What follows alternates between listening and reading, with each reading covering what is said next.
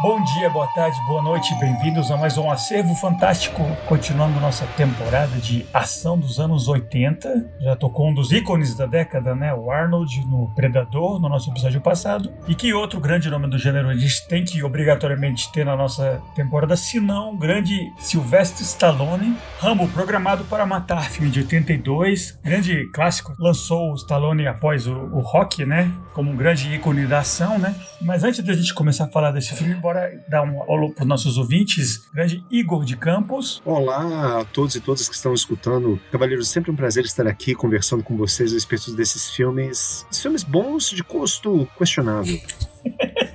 E o grande Diego Nunes. E aí, pessoal, tudo bom? Tô muito empolgado. Vamos falar hoje de Rambo, First Blood. Maravilha. Grande filme dos anos 80. Tô bem empolgado. É isso aí.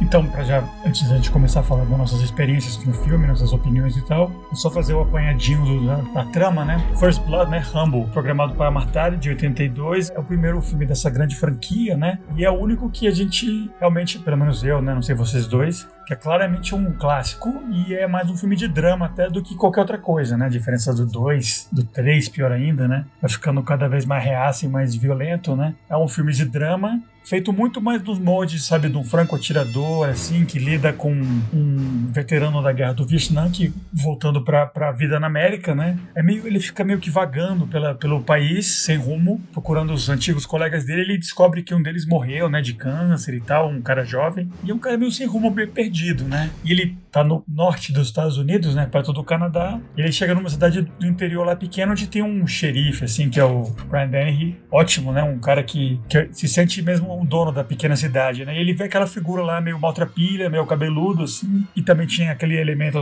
na época que a gente vai mencionar no episódio, né? Tinha uma certa impopularidade desses soldados que voltavam de Vietnã, porque foi uma guerra que começou a ser muito divulgada na mídia, né? Então você via, né, os civis machucados, você via a morte que os soldados americanos causavam, né? Não apenas no exército inimigo, mas na população, né? Então eles eram tidos como meio que, sabe, não eram heróis e sim tinham um elemento meio de matadores de crianças e tal. Então os próprios veteranos da guerra, eles eram bem impopulares bem no começo desse retorno à guerra, da guerra, né? Depois, inclusive, virou até demais no sentido oposto, né? Que eles passaram a ser vistos assim como heróis e tal. Mas então o Rambo é essa figura, né? Que entra nessa cidade, de cara o xerife implica com ele, começa a maltratar ele, quer botar ele pra fora da cidade, ele tá querendo comer, ele volta pra cidade, aí ele é preso. E aí, na medida que eles estão tentando prender ele e tal, descobrir quem é esse doido aqui, esse mendigo basicamente, ele foge e começa essa caçada, o pessoal começa a ir atrás dele, grupos de policiais e tal, e ele vai se livrando deles e eles vão se dando conta que ele não é um mero, né, indigente, sim, tipo um super soldado, né, que se esconde no bosque, né, e ele começa a criar uma mini guerra particular dele lá com os policiais, e eventualmente só no final do filme consegue ser desarmado tudo isso, essa guerrilha de um homem versus o Estado, né,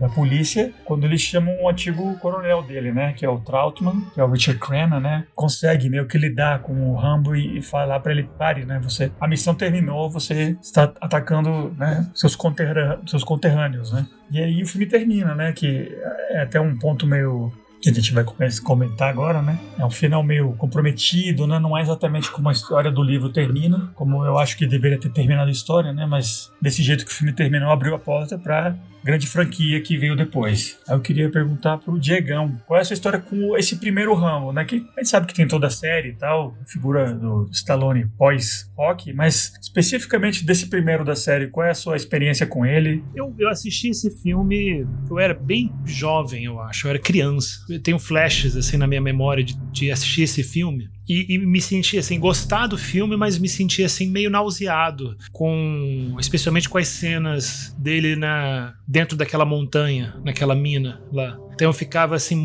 eu sofri muito pelo machucado dele, aquele machucado no braço, sangrando, que ele tem que se costurar, e fiquei horrorizado com a cena dos ratos. Fiquei com muita pena dele como criança, assim, assistindo o filme.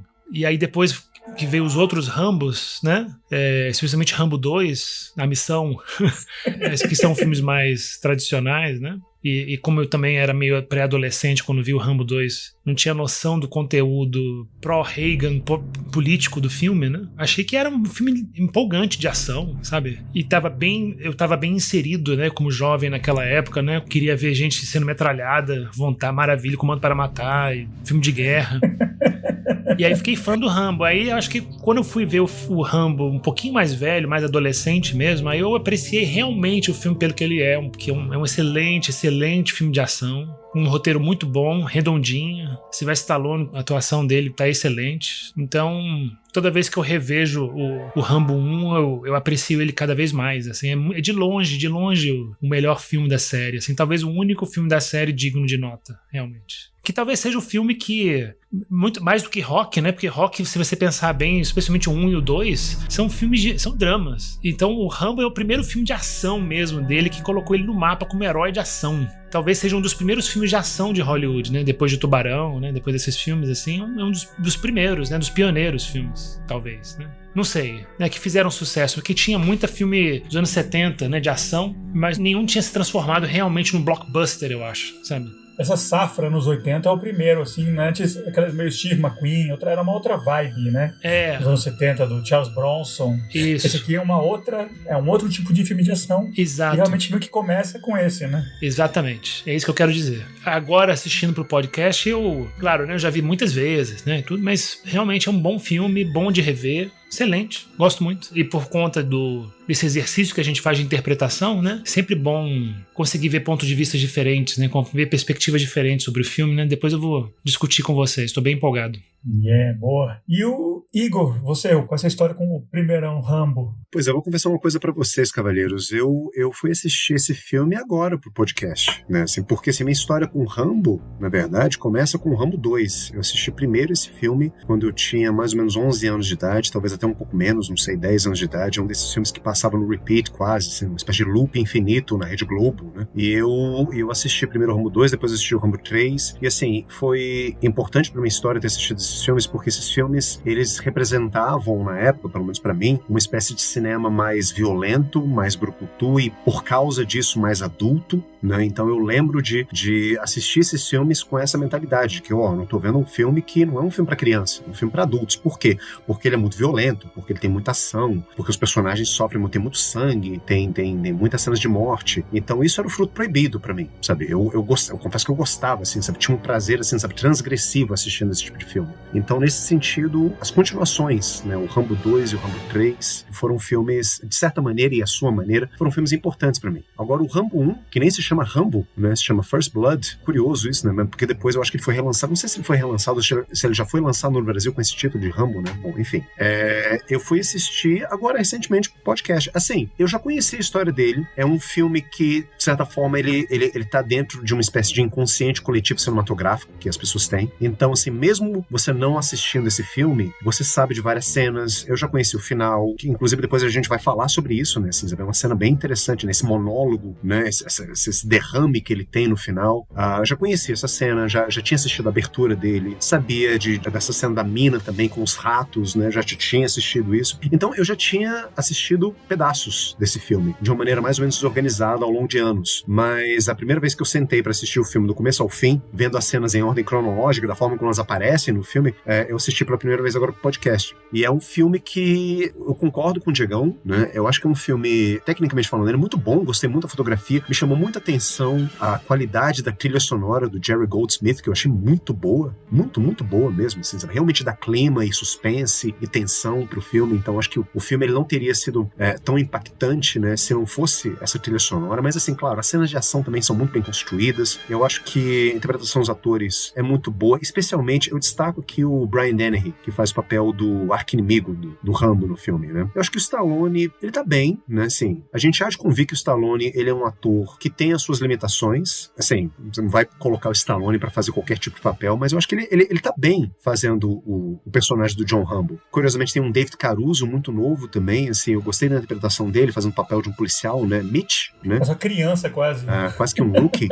Só queria confirmar que eu também amo a trilha sonora do filme, né? Por coincidência, são dois filmes que a gente principalmente, né, o filme de hoje e o Predador, que são filmes com trilhas sonoras excelentes, né? E que perderiam muito se não fosse a trilha sonora de cada um. Né? Eu acho que isso é parte do valor agregado do filme que ajuda a manter ali nesse panteão de filmes que se mantém, né? É um elemento meio que o pessoal não repara, talvez, é realmente a trilha, né? Se é uma trilha que realmente é o mínimo que o cara tem que fazer para lançar o filme, ou se eles chamam realmente um compositor, tipo Goldsmith, tipo, né? Silvestre, né, do Predador, que é um cara que realmente, né, tá expressando uma coisa a mais na trilha, né, que eu acho que é o caso desses dois. Que é uma...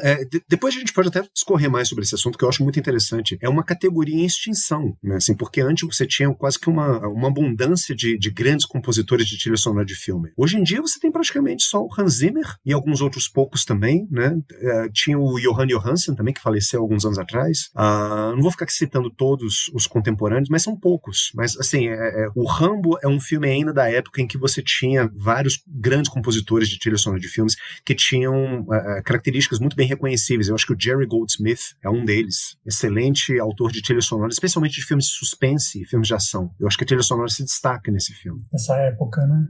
John Williams, eu acho que talvez o maior de todos, sem dúvida o mais popular. O Life Force tinha uma trilha do Mancini, não era? Do Henry Mancini, né? Henry Mancini também, sim, muito conhecido pela trilha sonora da Pantera Cor-de-Rosa. O último que a gente pode mencionar também é o Howard Shore, né, que fez Cronenberg, depois foi fazer Senhor dos Anéis, sim. Né, que é excelente também.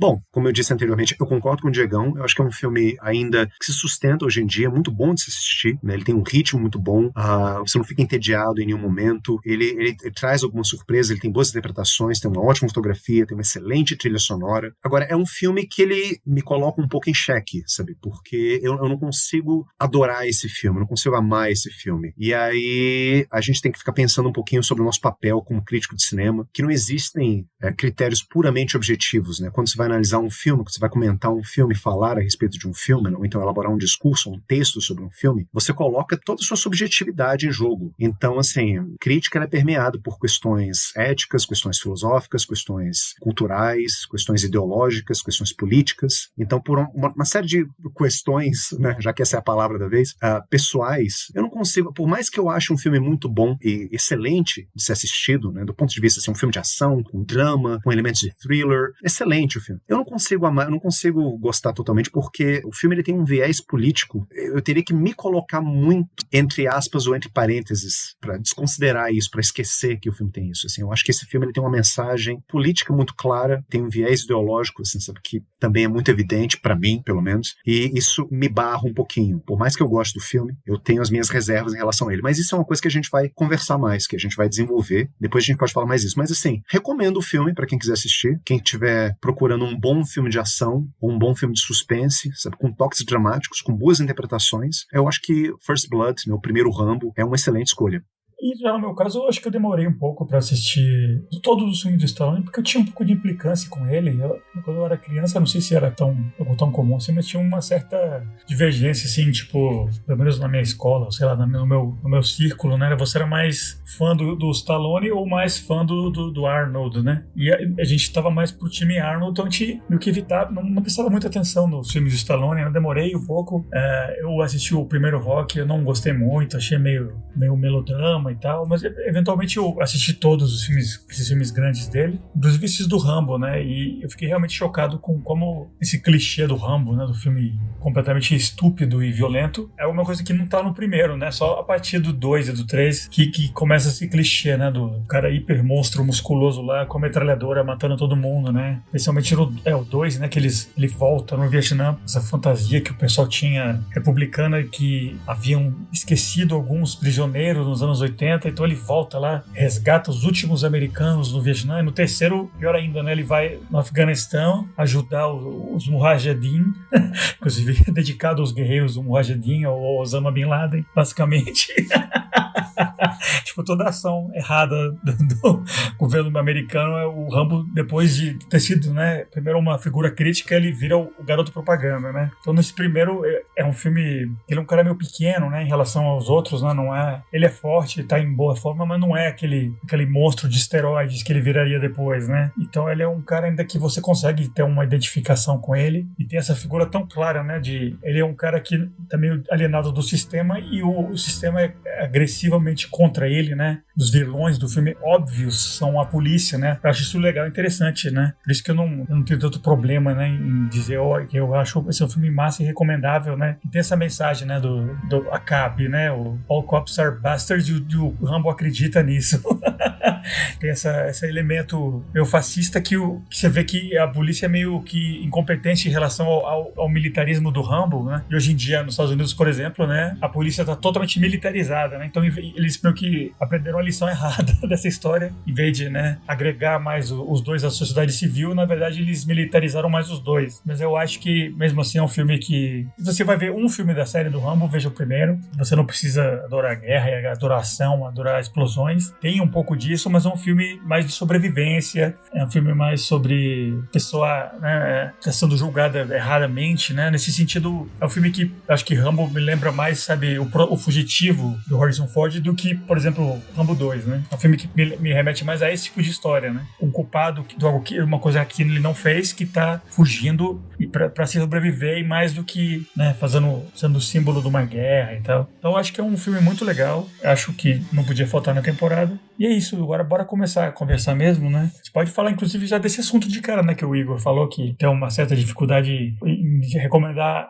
abertamente o filme por causa do viés meio político, assim, o que realmente, né, você vê Rambo 2 e 3, o Rambo é absorvido, né, pelo sistema da década, né, porque em 82 é quando o Reagan estava assumindo a presidência dele, né, após o Jimmy Carter. Após o Carter, né, que foi um presidente bem popular, assim, entra o Reagan, conservador, ex-ator de Hollywood, que alimentando bastante esse aspecto da Guerra Fria, Estados Unidos militarizado ante essa ameaça da União Soviética. Então o Rambo, que começa a década como uma figura um pouco mais dúbia, né, ele eventualmente realmente ele vai para a direita, né, e ele vira o braço armado, né, dessa figura idealizada do exército americano, né, de uma maneira que ele não é nesse, né. Por isso que para mim é tranquilo você dizer Rambo é um filme que não tem nenhum tipo de crise ao recomendar ele. Mas você, por que você acha que sim, por exemplo, Igor? Só deixando bem claro assim, meu posicionamento, não é que eu tenho uma crise para recomendar o filme. Inclusive, eu recomendo, né, aos nossos ouvintes que assistam o filme, porque é um bom filme. Assim, sabe? Tecnicamente falando, eu acho que é um filme que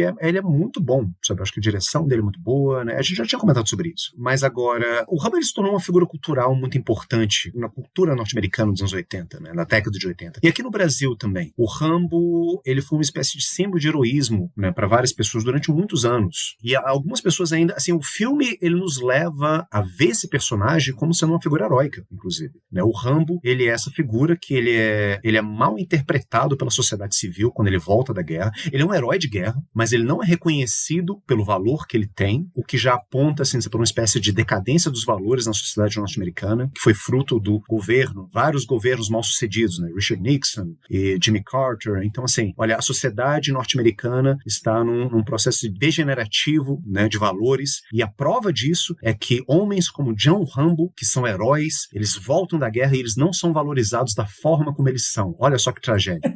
Então, para começar, isso é complicado, né, assim, porque o Rambo, ele é um outcast, assim, ele é um fora da lei. Eu acho muito sintomático, especialmente no primeiro filme, o vilão do filme ser um policial. Isso sou eu que tô falando, assim, tipo, eu adoro ver policial apanhando em filme, mas eu acho muito sintomático, assim, porque isso mostra que ele tá acima da lei, sabe? Olha, esse cara, ele é mais, ele consegue peitar a lei, ele é mais macho que a lei, ele é mais importante que a lei. Você poderia até desconsiderar o valor da lei na tentativa de valorizar uma figura como essa. E ele é muito arrogante também, né? Assim, eu lembro aqui da primeira cena, não literalmente a primeira cena, mas uma das primeiras cenas do filme, que é justamente a interação dele com o personagem do policial, interpretado maravilhosamente pelo Brian Dennehy. Ele age como um menino mal criado. Eu não vejo ele, assim, totalmente como sendo uma vítima da violência policial. Olha só que coisa. Eu acho que ele é extremamente lacônico, ele não é comunicativo, ele poderia ter se safado daquela situação simplesmente falando o que ele foi fazer naquela cidade, mas eu acho que ele escolhe ficar calado, sabe? Ele escolhe não interagir muito com aquele policial, não sei. O policial, ele é abusivo, sim, mas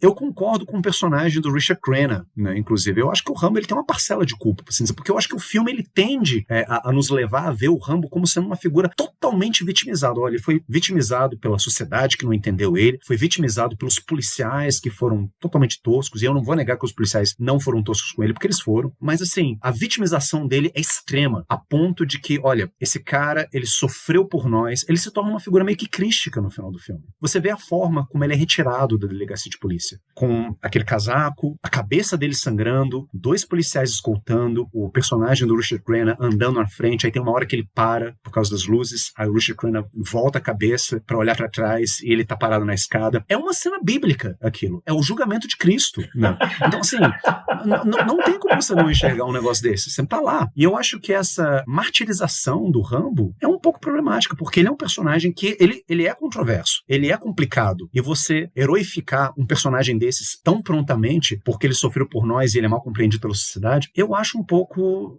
difícil de engolir. Mas o que vocês acham, companheiros? Isso que tudo que você falou, acho que não é nada de subtexto, né? É bem claro, é bem óbvio. Mas eu acho que tem um elemento que você ignorou, não mencionou, que é toda a motivação. Não é que ele é um cara lacônico porque ele é cool, e ele é o Clint Eastwood e não fala porque ele é legal. É que pra mim é um filme, o primeiro grande tema do filme é TEPT, transtorno do estresse pós-traumático. É claramente um filme que é inspirado em filmes tipo O Franco Atirador e tal. Tanto é que tem um elemento óbvio lá dos flashbacks que ele tem, né? Que quando ele é preso pela polícia e tal, ele não fala e tal. Sim, tem um elemento que ele é individual e tal, mas não é isso, né? Eles vão fazer a barba dele, ele lembra de quando ele estava na gaiola lá, preso pelos Vietcongs e tal. Então tem um elemento que ele tem um problema mental claro, assim, ao longo do filme inteiro. E ele começa a lutar com os soldados, com a polícia lá no final, a explodir a cidade. Não é porque ele é um herói, sim, porque ele tá completamente fudido da cabeça, né? Tanto é que o filme termina com aquele elemento do cara tentando falar com ele. Cara, a guerra acabou, velho. A guerra acabou, cara. Você não tá no Vietnã ainda. Você já tá aqui na América, volta pra terra. Pra mim é um filme que mostra mais do que a sociedade não abraçar os veteranos, porque também pra mim é bem interessante o fato que não é tipo os hippies, um pessoal comunistas que estão com problema com o Rambo, e sim os policiais, tudo um bando de branco, velho, gordo lá. Essa galera republicana do Estado estabelecido, eles que não gostam dele, né? Que é um cara fudido da cabeça. Ele não é um mero cara que voltou da guerra sendo um herói que não foi reconhecido. Pra mim, o Rambo, no primeiro filme, que é algo que é ignorado completamente em todo o resto da série, é um cara que precisa gravemente de tratamento psicológico, de apoio do Estado no sentido de lidar com gente com problemas emocionais, de terapia mesmo, sabe? E pra mim é claro isso, né? Que ele começa a voltar à guerra na cabeça dele, né? Ele começa a bombardear a cidade lá, uma cidade do interior, que não tem porra nenhuma, né? Cidade pequena do interior. Então, pra mim, ele é um cara transtornado mesmo, uma coisa meio Taxi Driver, assim. Ele não é um mero herói Jesus, assim, que ele viria a virar nos outros filmes, né? Nesse primeiro filme, pra mim é claro que ele é um bicho transtornado, né? Tem altos flashbacks, ele começa tudo aquilo porque ele não sabe o que fazer, né? Ele não é silencioso porque ele é legal e cool, e, né? Não vou falar aqui, não é simplesmente isso na minha leitura, né? Então, eu vou concordar com vários pontos do Felipe e concordar com vários pontos do Igor também. E colocar um novo. Eu acho que eu concordo com relação essa visão que o Felipe tem do Rambo, eu também tenho, muito parecida. Eu acho que o Rambo, nesse primeiro filme, não depois, mas nesse primeiro filme, ele não é um herói, de fato. E nem não sei da onde alguém tirou de que o Rambo nesse filme é um herói, exceto a cena no final. Eu concordo com o Igor, que essa cena dele saindo da delegacia, com um casacão e protegido pelo coronel, e ninguém prende ele, a polícia deixa ele passar. É inverossímil e realmente tá mostrando ele, olha, agora ele vai, sabe, ele tem esse final que ele finalmente merece poder sair com dignidade e não tá algemado e nem vai ser preso. A gente nem sabe se ele vai ser preso ou não vai ser, se ele vai voltar a ser um soldado lá no Fort Bragg, né, junto com o coronel. A gente não sabe nada, né, que vai acontecer depois. Mas, de fato, o filme tem uma intenção de mostrar que no fundo ele sempre foi o mocinho, o herói, nesse final do filme especialmente. Mas eu acho que é duro o Igor dizer que ele tem um grau de responsabilidade alto, ou então médio, sei lá, com relação ao que acontece com ele, porque esse primeiro embate, esse primeiro diálogo que ele tem com o policial, né, com o Teasel, né, com o xerife da cidade, o xerife de cara quer que ele vá embora e deixa bem claro que ele quer saber para onde você tá indo, eu te levo lá. Desde que você não esteja aqui nessa cidade, eu quero que você vá embora daqui, você não pertence a essa cidade, você não tem o que fazer aqui, vamos embora daqui.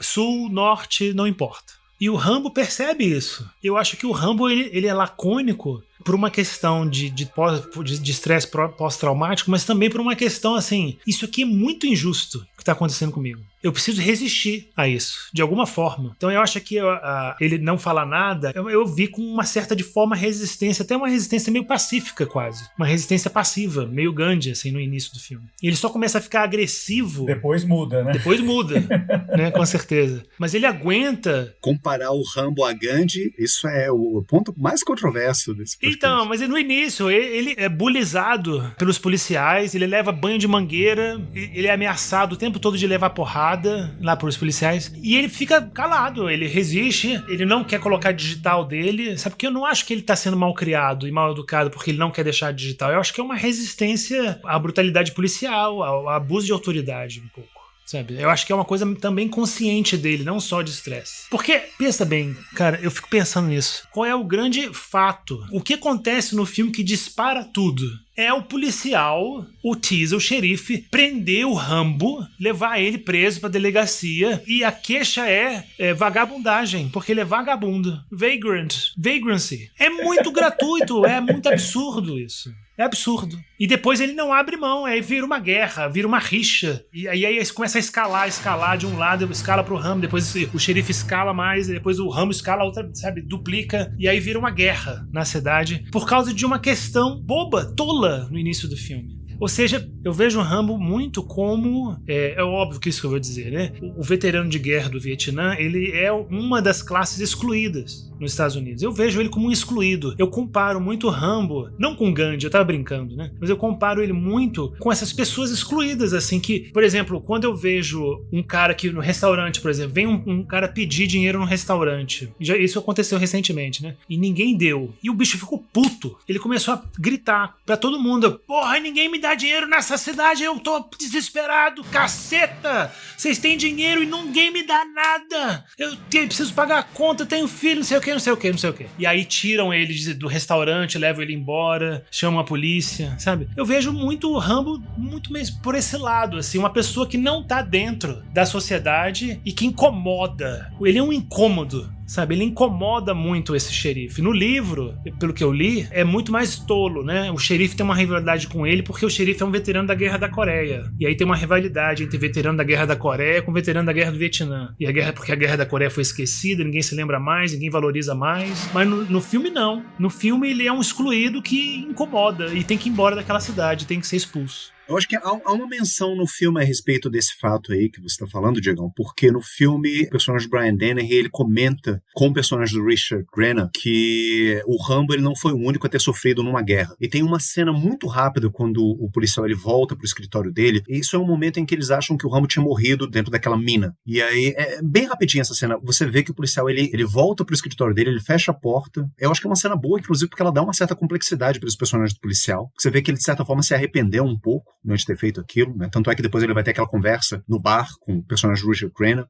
E você vê que ele tem umas medalhas de honra no fundo. Assim, é um detalhe da cena, um detalhe da direção de arte da cena, assim, mas eu percebi isso, e por conta dessa fala dele, ele não foi a única pessoa sofrendo uma guerra, me fez pensar que talvez também o personagem do policial do Brian Dennehy também fosse um veterano de guerra, não da mesma guerra, não da Guerra do Vietnã, mas da Guerra da Coreia. Agora que você está falando que no livro tem isso mais explicitamente, mais claramente, eu acho que fica... Isso joga uma luz mais interessante, inclusive, né, pra história. Mas isso é mais ou menos mencionado, assim, sabe, no filme. Agora, voltando ao meu ponto aqui, assim, a gente não precisa ficar discutindo essas coisas, assim, porque eu tendo a concordar com vocês também. Eu só queria dizer uma coisa, assim, eu acho que essa visão do Rambo como sendo uma pessoa que sofre alguma doença mental, excelente, Felipe, é uma visão que a gente tem, né, que eu e você e o Diegão tivemos quando a gente assiste o filme. Eu acho que hoje, passados 40 anos pós First Blood, mais talvez, a gente assiste esse filme e a gente vê claramente, assim, porra, John Rambo é um personagem com PTSD, com vários traumas, é um personagem que está num momento de sofrimento psíquico e emocional muito grande. Eu acho que isso fica claro pra gente, mas assim, quando eu falo assim, sabe, de questões ideológicas que perfazem o filme, eu falo assim, a forma como certas cenas são feitas, certos personagens são retratados. Os personagens dos policiais, eles são muito maus. Quase que a caricatura do policial ruim.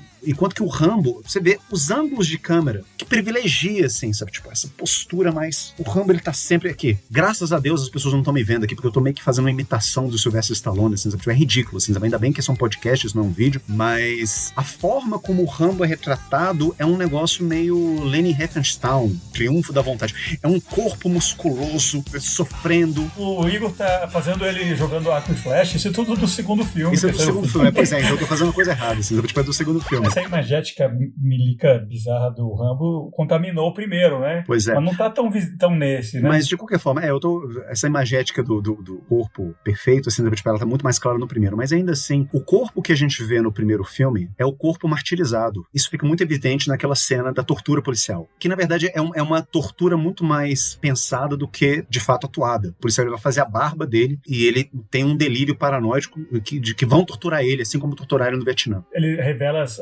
feridas crísticas dele na hora que eles vão dar aquele banho de mangueira, né? Que ele tira a camisa e tal. Pois que eles veem que ele tá todo ferrado, né? Onde ele tá justamente crucificado, ou então numa posição de cruz, com os braços tirados assim, e tem um oficial do exército Vietcong, assim, sabe, cortando o peito dele. Então, assim, é claramente, pra mim, assim, uma alusão a essa natureza crística do Rambo. O Rambo, ele é um mártir. E, de fato, assim, sabe, fica pairando essa ideia, assim, sabe, tipo, olha, ele sofreu por nós. Ele foi até a Guerra do Vietnã. Olha o que foi que esse cara fez. Ele voltou um herói, sabe? E ele não tá sendo reconhecido. Ele se torna, como o Diego falou, um personagem à margem da sociedade. Agora, quando eu falo da responsabilidade dele, assim, é porque eu achei muito curioso. E fui assistindo o filme, agora em ordem cronológica, que eu fui notar isso. Primeira cena do filme, ele vai pra uma casa muito pobre, né, na beira de um lago, né, numa cena até muito bonita, né, do ponto de vista da fotografia, né, dos ângulos de câmera e tudo mais, em que mora a mãe de um ex-colega combatente dele. E aí ele descobre... É uma cena, assim, sabe, que você... Aliás, são dois momentos em que eu acho que a maior violência do filme tá em algo que os personagens falam. A primeira grande violência que eu acho que tem no filme é justamente a mãe descrevendo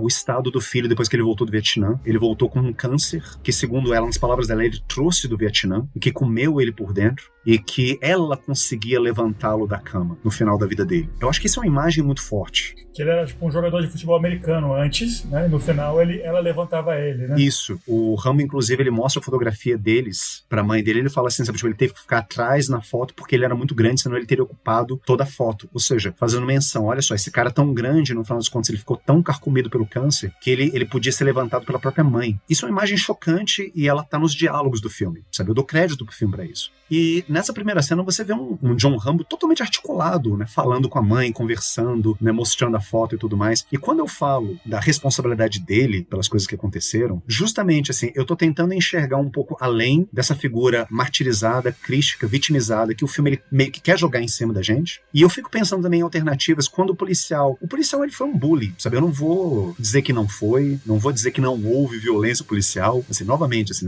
eu não estou defendendo os policiais do filme, mas quando o personagem do Brian Dennehy aborda ele dentro da viatura da polícia, pergunta pra onde é que você vai? Aí ele fala, eu vou pro norte. Aí fala, entra aqui que eu vou te dar uma carona. Qual direção que você tá indo? Aí ele fala, eu tô indo pra Portland. Aí na hora o policial fala, Portland fica no sul, você disse que tá indo pro norte, já apontando uma contradição. E ele não fala nada. O Rambo simplesmente fica lá, com o PTSD dele que seja, poderia falar, eu troquei, eu me enganei, né? Nada. Ele simplesmente não fala nada. Ele escolhe não falar nada. E aí a única resposta que ele dá pro policial, né? O policial, obviamente, assim, sendo muito animoso com ele, ele fala assim, tem algum lugar pra comer? Aí o policial fica enfesado, deixa ele lá na ponte, e assim que o carro de polícia sai, o que ele faz? Ele dá a volta e volta pra cidade. Num ato de desafio à autoridade da polícia. Por isso que eu falo assim, sabe, tipo, é complicado, sabe, tipo, o Rambo, ele se coloca acima da lei, ele se vê talvez como um personagem, por tudo que ele sofreu, por tudo que ele passou, e você vê isso naquela fala dele no final. O código de honra dos guerreiros, dos militares. Ele se coloca acima da vida civil. Isso aqui não vale pra mim. Essas regras não valem pra mim. O fato dele ter essa postura, como eu falei, assim, de menino mal criado, me faz pensar em um outro tema do filme, que é justamente a falta de pai. Que o Rambo, ele tem dois pais no filme, claramente. Ele tem um pai bom, ele tem um pai ruim. E ele escolhe peitar o pai ruim o tempo inteiro, à exceção do final. Que você vê que eles meio que se perdoam naquele olharzinho, assim, sabe? Mas tem o pai bom dele. Então, essa falta de pai, esse menino sem pai, que faz todo tipo de coisa muito justificável, porque ele tá sofrendo. Eu acho que é um dos temas do filme, e por isso essa imagem do menino mal criado que eu dou pro Rambo. Mas é porque ele não quebrou a lei.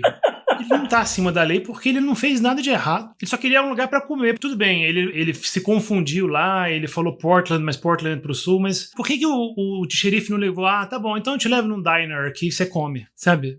Tem esse aqui. Ele já falou, não, tem um diner 30 milhas daqui em outra cidade, em outro lugar. Ele também é tipo 100 quilômetros. Não fez nada de errado. O xerife é um filho da puta. Eu falo que o Rambo é um personagem acima da lei porque eu tô pensando aqui já, antecipando talvez, e vocês podem me ajudar nisso aqui, aquele monólogo fantástico no final. Mas antes disso, eu tô de acordo com o Diego, né, que ele não tá quebrando a lei porque o Rambo realmente ele é simbólico, né? E eu acho que a crítica que tá no roteiro e no livro por trás, talvez o próprio filme e a série virem num esquema, vá mais numa direção, né, de pró-soldado e pró-militarismo e tal, mas eu acho que esse elemento dos veteranos de guerra que voltaram da guerra e a sociedade civil não aceitou eles, isso é uma coisa que aconteceu mesmo.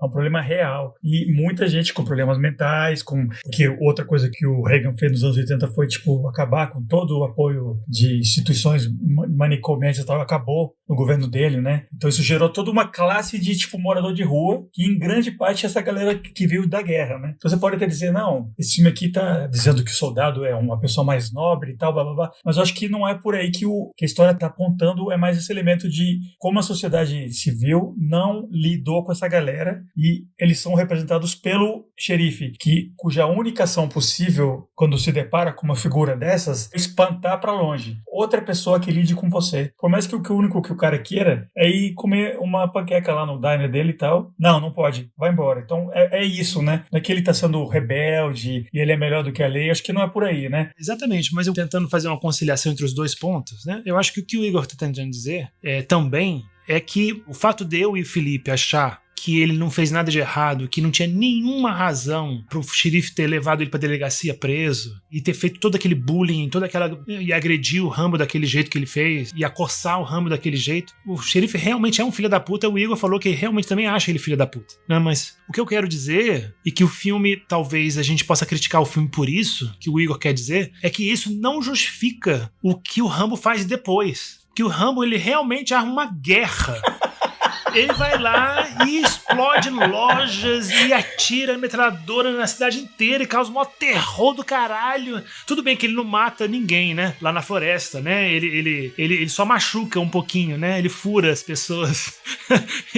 O cara que morre é que ele joga uma pedra, né? No helicóptero, e o cara que tá tentando matar, ele cai, né? Ele fica bem claro. Exatamente. Né? Ele não mata ninguém. Mas assim, o filme ele meio que deixa isso a entender de que se você é um veterano de guerra, você tem razão de se rebelar e ser mais forte do que o poder do Estado, e vai lá e toma porrada e tira o filho da puta, sabe? Talvez o Igor esteja criticando isso. Perfeito, é isso. E assim, a gente torce por esses personagens, assim. Isso até eu critico também, óbvio.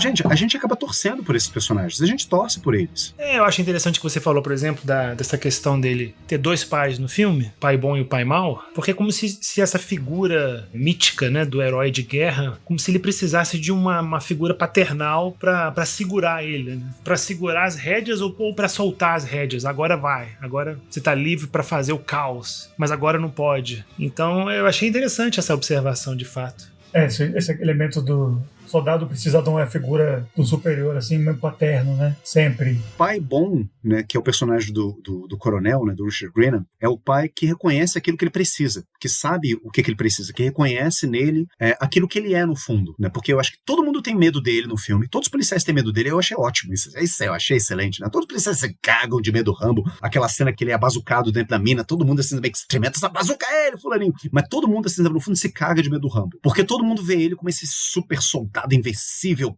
Delta Force Mariner, Diabo 4. Green Beret. Green Beret, isso. O pai bom é aquele que olha pra ele e vê ele como ele realmente é, que é um menino perdido, que é uma criança ferida. Todo aquele monólogo sobre o amigo que ele perdeu, aquilo realmente é de partir o coração. E você vê, assim, ele caindo em prantos naquele momento, assim, aquele é um momento de extrema vulnerabilidade. Eu achei interessante porque é justamente a quebra da complexidade ao personagem. Até então ele era o soldado, ele era o doido soldado invencível, a máquina de matar, Rambo, e no final, olha, ele é um cara que precisa de um abraço. Ele é um cara que tá muito sozinho no mundo. Ele perdeu todos os amigos amigos dele, e essa vida que ele vive pós-guerra, essa vida civil, não faz o menor sentido para ele. Ele está num estado de anomia perpétua. E aí você entende o silêncio dele, aí você entende o laconismo dele. O fato de você entender não tira parte da responsabilidade dele. Sabe? Tipo, ele fez isso porque ele é um doido. Sim, mas ainda assim é a responsabilidade dele. E o pai ruim, que é o Brian Dennehy, é o pai que, ao contrário, não vê isso nele, não enxerga esse menino ferido dentro dele e quer ressocializá-lo à marra, à força. Olha, você é um vagabundo, é um drifter, você tem que tomar um banho e cortar seu cabelo. Isso, inclusive, é uma fala que é repetida no filme. Então, é o pai que quer reprimi-lo para que ele se reenquadre à sociedade, desconsiderando totalmente a subjetividade dele. Você vê o conflito que ele tem com... Eu chamo de pai ruim, né? Mas assim, seria um pai super egóico, na verdade. Assim, tem a sua função. Não é ruim de malvadinho, né? Mas a gente tende a ver como sendo vilãozão, né? Assim, porque o filme ainda é muito maniqueísta. Você vê o bonzinho, o malzinho, o herói, os vilões. Rambo, herói. Policiais, vilões. Menos, porque eu acho que os outros filmes são muito mais maniqueístas. Mas esse tem um pouquinho de maniqueísmo, apesar dele ainda ter uma certa complexidade. Mas realmente, pra mim, o problema do filme é esse final, realmente, que eu sei que a versão original da história e do livro e do roteiro original, né? Porque antes do Richard Crenna era o Kirk Douglas, que seria o Coronel Trautmann, o mentor do Rambo, né? Um ator bem mais poderoso, né? O Rambo estava tão perdido e esse trauma dele estava já ele tão transtornado, né? Que a única saída que o coronel tem no final é matar ele, né? Que é um final bem mais controverso, né? O Rambo não pode ser ressocializado mesmo. Ele não voltou à realidade da vida civil mesmo, né? Ele tá nesse estado de guerra perpétua, né? Isso explica porque que ele tem essa guerra com a polícia, inclusive, né? Eu acho que para mim é um final bem mais interessante, né? É um filme que realmente seria um filme menos comercial, que também fecharia a porta de todas as sequências, né? Que eu entendo por que eles não quiseram matar o herói do filme, né? Mas se você realmente vê aqui a crítica a como a sociedade americana não soube lidar com eles, com soldados, e que o último membro desse grupo de soldados, o último deles, também não consegue viver, ele tem esse embate com a sociedade civil e ele tem que morrer no final, é um ponto bem mais forte, né, que é feito, né? O fato que ele realmente, como o Igor falou, ele sai, ele é abraçado, no final, né, a polícia deixa ele passar, ele tá com o casaquinho em cima, é uma música um pouco mais suave, mas pra mim meio que estraga o final, né? É uma coisa que eu entendo porque foi feito, mas pra mim é um elemento ruim do filme, é eles não terem seguido o livro e a ideia original do roteiro de realmente apertar essa ferida da sociedade, dizer realmente a gente não soube lidar com esses garotos de 18 anos que voltaram,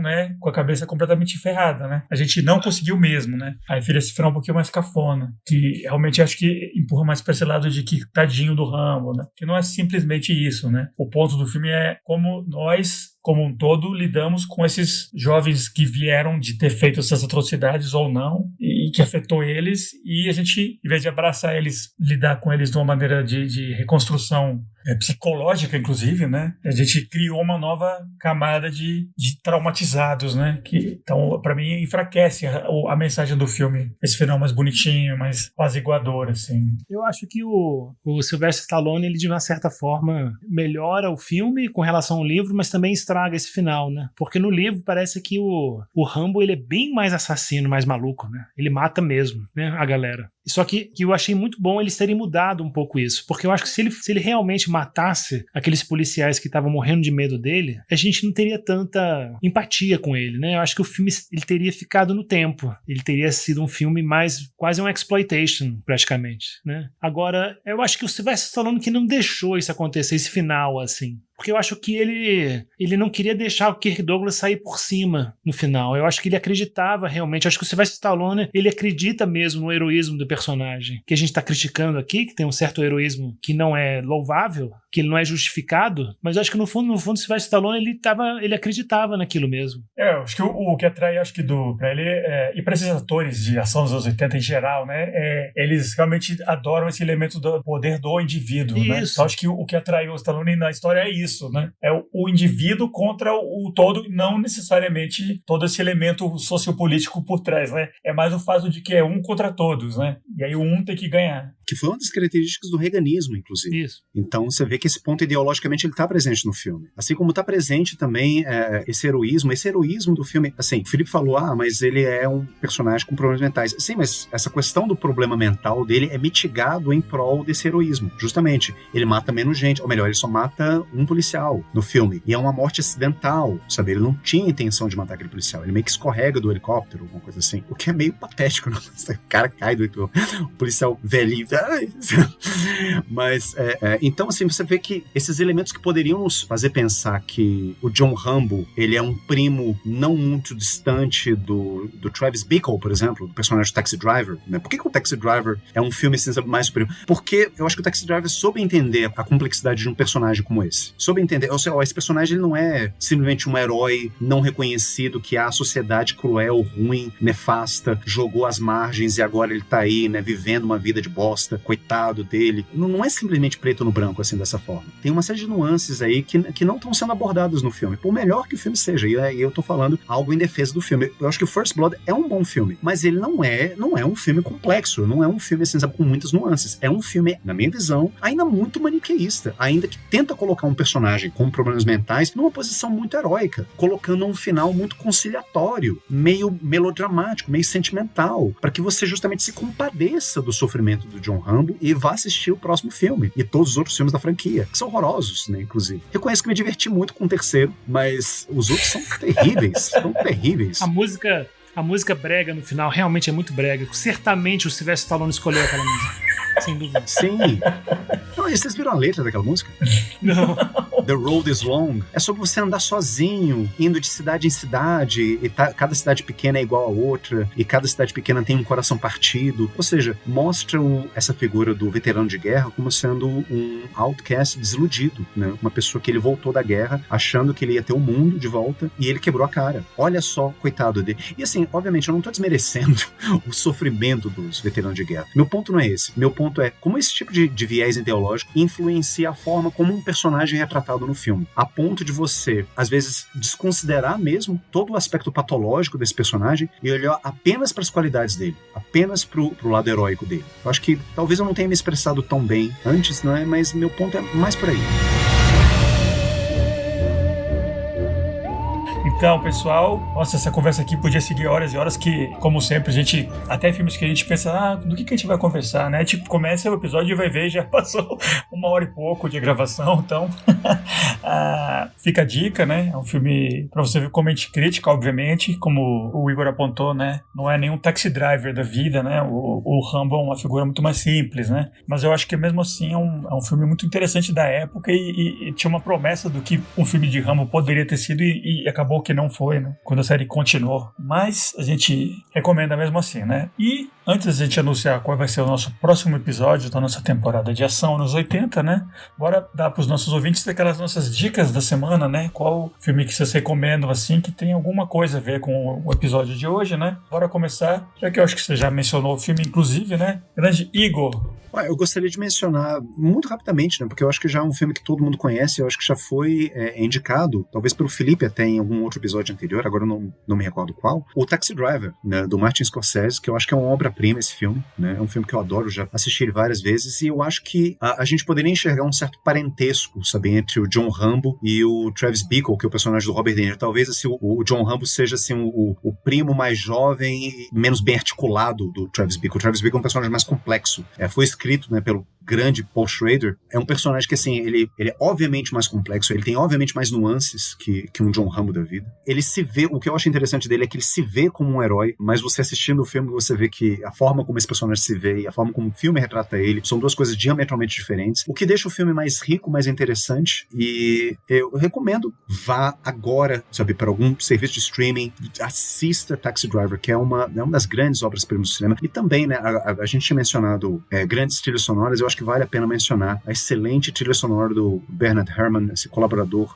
habitué dos filmes do Hitchcock, que foi a derradeira trilha sonora que ele fez, né? A última trilha sonora que ele compôs foi a trilha sonora pro Taxi Driver, que é excelente também. Então, assista esse grande clássico do cinema. E Scorsese, gente, eu acho que, né, não tem erro. Recomendadíssimo, né? Eu adoro, tá no meu top 5, o Taxi Driver é fácil, né? Mas, realmente, né, é um personagem muito mais complicado, né? Diego, qual é a sua dica? Eu também queria recomendar uma obra-prima do cinema, se chama O Franco Atirador, The Deer Hunter, do diretor infame Michael Cimino, que dirigiu um dos maiores fracassos da história do cinema, né? Que é um bom filme, né? Todo mundo fala que é um bom filme, né? At Heaven's Gate, mas que é um filme épico, longuíssimo e que realmente foi super caro, mas é um fracasso, mas que pode ser recuperado hoje em dia, né? Agora, O Franco Atirador é um filme que fez muito sucesso, acho que foi indicado ao Oscar com Robert De Niro, Meryl Streep, John Cazale, excelente elenco, e é um filme que realmente retrata, acho que de maneira brilhante, né? Com maestria, os efeitos da Guerra do Vietnã. Eu acho que Christopher Walken e Robert De Niro nesse filme são atuações fantásticas. Eles começam o filme como operários, né? E tem uma cena de casamento longa e linda no filme. E aí tem a parte da guerra, do trecho. Tem um trecho que eles estão na guerra, que eles são prisioneiros de guerra e sofrem tortura mental e física. Famosas cenas de roleta russa no filme. E depois tem a cena de quando eles voltam depois. Então realmente é um filme que marca bem, né? O processo, né? Antes, durante e depois da Guerra do Vietnã. Com atuações absolutamente brilhantes, um roteiro brilhante, um diretor de cinema fantástico, que tá no auge da forma nesse filme. É um filme grande, né? Um grande filme imperdível. É um dos filmes que mais me marcou na minha vida, que eu assisti quando eu tava começando a me apaixonar por cinema mesmo, né? Acho que eu tinha uns 14, 15 anos, então é um filme formativo pra mim, Franco Atirador. Muito bom. Pois é, eu vou sair um pouco... Eu não sabia que a gente tinha acordado previamente, né? Que ia ser sessão Robert De Niro exclusivamente nas dicas, né? Que é o protagonista dos 2 filmes que foram recomendados até agora, que lidam com o Vietnã. Ele tem mais filmes, inclusive, sobre esse assunto, mas eu não vou recomendar. Eu vou recomendar a diferença desses 2, que são grandes clássicos pré-Rambo, né? Um filme que se inspirou neles. Eu vou falar de um filme pós-Rambo, um filme pequenininho, um filme feito pra TV, na verdade, né? É um filme de 85 feito pra HBO, né? Pro canal. Mas isso numa época em que a HBO não era ainda esse sinônimo de grande qualidade que viria a ser no final dos anos 90, quando começou a produzir aqueles Sopranos, The Wire, e hoje em dia eles fazem filmes, né, com altas estrelas de Hollywood, com a qualidade, né, indiscutível, né? Eles tiveram esse começo um pouco mais humilde, né? Nesse começo, quando eles estavam começando a fazer filmes próprios, teve um claramente inspirado no Rambo, um filme bem que eu acho inferior, mas acho que é interessante, chamado Nova York, Terra de Ninguém, que em inglês chama The Park is Mine, o parque é meu. O protagonista é o Tommy Lee Jones, que é uma figura meio rambesca, assim, que ele tem uma ex-mulher, ele não consegue ver o filho, ele não consegue manter o emprego. Em Nova York, um amigo dele morre de câncer e deixa uma carta para ele descobre que esse amigo dele, que também tinha, né, o TPT dele, o transtorno de estresse pós-traumático, ele tinha enchido o Central Park tipo de umas bombas e tal, porque ele queria fazer um grande gesto, assim, para chamar a atenção esse pleito, esse sofrimento dos veteranos de guerra, né? Aí o Tommy Lee Jones diz, não tenho nada a perder, foda-se, né? Então ele leva adiante esse plano, né, de chamar a atenção da sociedade tomando Central Park, né? Um filme que, na verdade, nem é filmado em Nova York, ele é filmado, acho que no Canadá, né? É de bem baixo orçamento, mas eu acho muito interessante porque você vê realmente como o Rambo, esse elemento do primeiro Rambo gerou também imitadores, né? Que são diferentes dos imitadores do Rambo 2, Rambo 3. É um filme que tem um sentido meio... não é tão claro do que eles estão querendo dizer, mas lida com esse assunto, né? E acho interessante que, apesar de que a gente falou muito bem do discurso, do final do monólogo do Rambo e tal, eu acho que ele não é um super ator, assim, e talvez em um universo paralelo, onde, por exemplo, esse primeiro Rambo fosse tipo um Tommy Lee Jones da vida, né? Ele teria feito aquele monólogo do final bem melhor, mais interessante, talvez teria permitido que o Rambo morresse. E a figura que se contrapõe a ele nesse filme, do The Park is Mine, é o Yaphet Kotto, né? Do Alien, um dos membros do Alien, que também é um ator bem melhor que, por exemplo, o Richard Crenna, né? Então, se tem um universo paralelo aí do multiverso, onde First Blood é um filme do Tommy Lee Jones, onde ele fica doido e eles têm que chamar o coronel Trautmann, feito pelo Japhet Kotto, e eu acho que esse sim seria talvez um filme de 5 estrelas, assim, né? Mesmo assim, o Stallone, não tô criticando, é um filme que ninguém nega que é um clássico, e esse do Nova York Ted ninguém também não é um grande clássico, muito pelo contrário, né? Mas eu achei interessante ver o Tommy Lee Jones antes de ser bem famoso, como ele viria a ser, num papel pequenininho, atirando e tal, e seguindo um pouco os passos do Rambo, né? Nova York, Terra de Ninguém, The Park is Mine, de 85. Richard Crenna é muito fraco, né? É o ator mais fraquinho do filme mesmo. Ele declama as linhas dele, é muito engraçado. Oh, you don't know what you're getting into. É meio... Parece ator de TV mesmo. Quando eu era pequeno, eu achava que ele era o Ronald Reagan, que ele parece um pouco, né? Ele parece um pouco. Inclusive, ele fez o Reagan. Acho que um dos últimos papéis dele, já nos anos 2000, assim, ele faz o Reagan num filme. Olha só, então, que psicanálise selvagem. Eles escolhem um ator que parece fisicamente com o Ronald Reagan para interpretar o pai bom do Rambo. Né, o pai que acolhe o Rambo, né? E pensar que o Ronald Reagan, depois num discurso político dele, ele alude o Rambo falando, agora eu já sei, assim, fazendo referência a uma crise militar que os Estados Unidos estavam passando na época, ele fala assim, já sei o que eu faço agora, né? Ontem eu assisti o Rambo e eu tive ideias. Ou seja, o Reagan, ele cita o Rambo como sendo um exemplo de proativismo, de heroísmo, de, sabe, get up and go, essa atitude norte-americana que a gente precisa agora, assim, sabe? Tá certo. Bom, pessoal, essas são as nossas dicas e... Continuando então com a nossa temporada de ação, anos 80, a gente quer aproveitar, né, que tá lançando agora, enquanto a gente tá gravando esse episódio agora, em maio de 2024, no final do mês agora vai lançar no cinema Furiosa, um filme da saga do Mad Max. A gente falou, ação, anos 80, George Miller, bora falar do Mad Max 2, A Caçada Continua, filme de 81, é um filme inacreditável, assim, de a maneira como o filme foi feito e as cenas de carros e batidas e ação, e é uma visão pós-apocalíptica que também, como o Rambo, marcou toda uma geração. Tem 1000 filmes que imitaram esse Mad Max, especialmente o Mad Max 2, né? Então a gente diz, bora conversar do que começou tudo isso, o Mad Max 2, A Caçada Continua, ou O Guerreiro da Estrada, também acho que se chama em algumas versões, né? Filmaço. E é isso então, pessoal, bora dar nosso tchau habitual para os nossos ouvintes. Grande Igor de Campos. Muito obrigado a todos que tiveram a paciência de escutar a nossa conversa. Gente, é sempre um prazer conversar com vocês. Eu gostei muito da nossa conversa de hoje, assim, eu espero que vocês tenham gostado tanto quanto eu, espero que os nossos ouvintes tenham gostado tanto quanto eu, e deixo aqui o meu pedido, se você gostou desse episódio, por favor, nos siga no Spotify, no Instagram, dê um like, curta a gente, mande sugestões, quais filmes que vocês gostariam de ouvir a gente conversar a respeito, se é que a nossa opinião vale de alguma coisa, não sei, mas por favor, interaja com a gente gosta muito, assim, de responder as mensagens de vocês, e eu fico muito contente de estar fazendo isso aqui com vocês, cavaleiros. Muito obrigado, e ansioso para falar de Mad Max 2, que esse sim é um filme que a minha ranzinzice não toca nesse filme, porque esse filme eu adoro ele incondicionalmente. Então, próximo episódio, assim, lamento decepcioná-los, mas eu não vou reclamar de nada. Esse filme é fantástico, eu acho ele perfeito, então é isso. Eu vou reclamar de vocês, se vocês falarem mal desse filme. Eu não vou reclamar, não. E grande Diego, manda tchau pros ouvintes. Também tô empolgado para falar do Mad Max 2. Não sou tão fã quanto o Igor, né? Mas eu acho que é um filme, é um marco, né? O Mad Max 1 e 2 são marcos na história do cinema, porque eles, inclusive, são, não sei se existia antes, né? Mas talvez eles tenham criado um gênero, né? Um subgênero, né? O filme apocalíptico australiano, que tem vários filmes de terror e de ação que se passam num cenário desértico, né? Meio apocalíptico lá na Austrália. Isso aí, geraram tantos filmes interessantes. É pura atmosfera, pura ação, pura habilidade técnica e realmente, eu não posso negar, né? Mad Max é muito cool. Recomendo a todos assistirem, quem não assistiu, e não percam o nosso próximo episódio. Valeu demais. Muito bom, pessoal. Então esperamos você daqui a 2 semanas para Mad Max 2. Abração, pessoal. Falou!